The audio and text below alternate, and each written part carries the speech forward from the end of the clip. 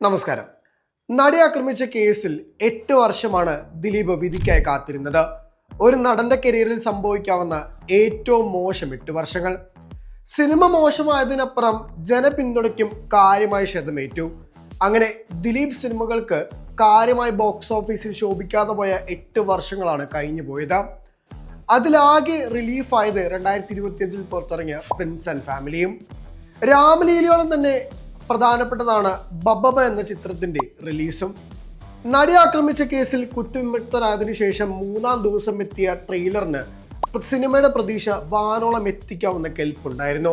വിനീത് ശ്രീനിവാസൻ, ധ്യാൻ ശ്രീനിവാസൻ എന്നിവർക്കൊപ്പം ലാലേട്ടനും കൂടെ ഒന്നിക്കുമ്പോൾ പ്രതീക്ഷകൾ സിനിമയുടെ വാനോളമായി. പൊതുവെ ലാലേട്ടൻ സിനിമകളിൽ പ്രത്യേകിച്ച് എന്റർടൈനറുകൾക്ക് അത്രത്തോളം പ്രാധാന്യമുണ്ട്. അതിന്റെ ഏറ്റവും വലിയ ഉദാഹരണമാണ് ഈ വർഷം ആദ്യം റിലീസായ ചോട്ട മുംബൈ. എത്രയൊക്കെ പറഞ്ഞാലും ലാലേട്ടന്റെ ഏറ്റവും എന്റർടൈനർ സോണിൽ ആരാധകർ ആഘോഷിക്കുന്നത് വളരെ കൂടുതലാണ്. അതുകൊണ്ട് തന്നെ ലാലേട്ടന്റെ ട്രെയിലറിന് അവസാനമുള്ള പോർഷനുകൾ അത്രത്തോളം ആരാധകർക്ക് വലിയ പ്രതീക്ഷ നൽകി. ബബ്ബയുടെ അനൗൺസ്മെന്റ് തൊട്ട് ചിത്രത്തിനായുള്ള പ്രതീക്ഷകൾ ഏറെയാണ്. മലയാളത്തിൽ അത്ര കണ്ട് സുപരിചിതമല്ലാത്ത ക്യാൻവാസിൽ ഒരുങ്ങുന്ന ഒരു action comedy, no logical mad world. ഈ ജോണർ അത്ര പെട്ടെന്ന് മലയാളികൾക്ക് ക്രാക്ക് ചെയ്യാൻ എളുപ്പമല്ല. എന്നാൽ ക്രാക്ക് ചെയ്താൽ അന്നോളം വരുന്ന ബോക്സ് ഓഫീസ് റെക്കോർഡുകൾ തകരുമെന്ന കാര്യത്തിൽ യാതൊരു സംശയവുമില്ല. ബബ്ബയുടെ ഇതുവരെയുള്ള പോസ്റ്ററുകൾ, ട്രെയിലർ, ടീസറൊക്കെ കാണുമ്പോൾ നമുക്ക് ഓർമ്മ വരുന്നത് തമിഴ്, തെലുങ്ക് സിനിമകളിൽ എടുത്തിട്ടുള്ള മാസ് മസാല കൊമേഴ്ഷ്യൽ സിനിമകളെ തന്നെയാണ്. ആ ജോണറുകൾക്ക് മലയാളത്തിൽ ഒരുപാട് ആരാധകരുമുണ്ട്. അത് ക്രാക്ക് ചെയ്യുകയാണെങ്കിൽ മലയാളത്തിൽ എക്കാലത്തെയും വല്ല ബോക്സ് ഓഫീസ് വിജയങ്ങളിൽ ഒന്നാകും ബബ്ബ എന്ന് യാതൊരു സംശയവുമില്ല. ക്രിസ്മസ് പോലുള്ള ഫെസ്റ്റിവൽ സീസണ് ചിത്രം എത്തുന്നെന്ന പ്രത്യേകതയും ബബ്ബയ്ക്കുണ്ട്.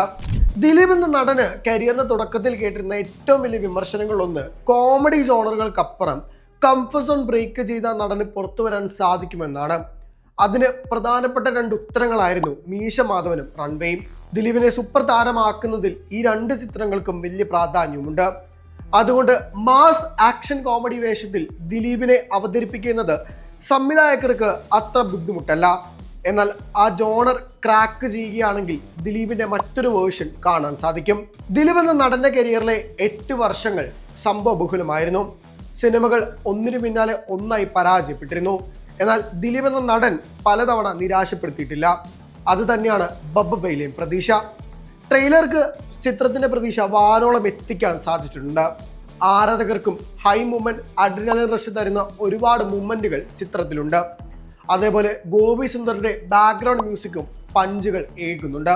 ഡിസംബർ 18 വേണ്ടി ഏവരും കാത്തിരിക്കുകയാണ്. ലാലേട്ടൻ ദിലീപ് കോമ്പിനേഷൻ ഒരിക്കൽ കൂടി തിയേറ്ററുകൾ ഭരിക്കാൻ തന്നെ പോകുമെന്ന പ്രതീക്ഷയിലാണ് ആരാധകർ.